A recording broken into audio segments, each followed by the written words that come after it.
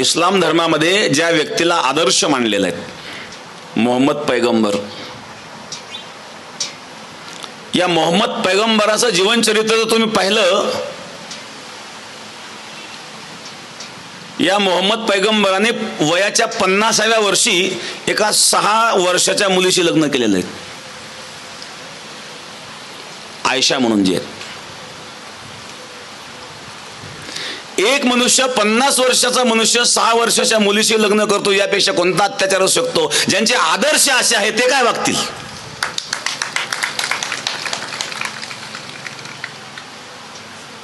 6 वर्षाची मुलगी. आणि या मुस्लिम धर्मामध्ये स्त्रियांवर जे हत्या घडतात त्याला कारण आहे, अत्याचाराचं हेच कारण आहे की त्यांचे आदर्शच अत्याचारी होते.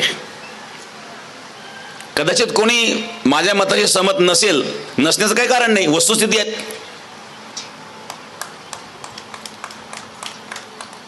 त्यामध्ये जे विचारवंत मुस्लिम आहेत आजच्या काळामध्ये, आज भारतामध्ये, माहिती करता मी सांगेल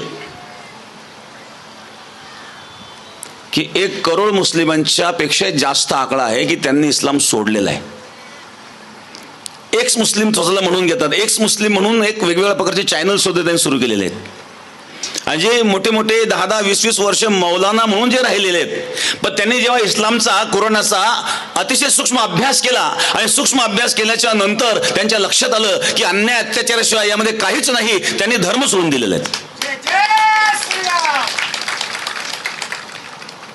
5 वर्षापूर्वी एक नॅशनल चॅनलची एक बातमी होती, पाकिस्तानची होती.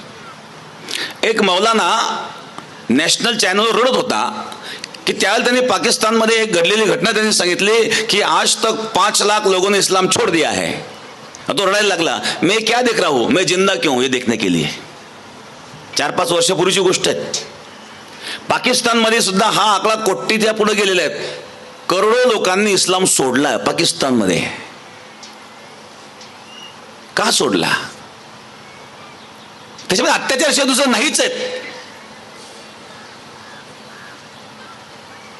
एखाद्या गावामध्ये तुम्ही बघा, 10,000 लोकसंख्येचं गाव असेल, त्या ठिकाणी 100 मुसलमान असले तर सुरक्षित आहेत. पण 10,000 मुसलमानांमध्ये 100 हिंदू सुरक्षित आहेत का?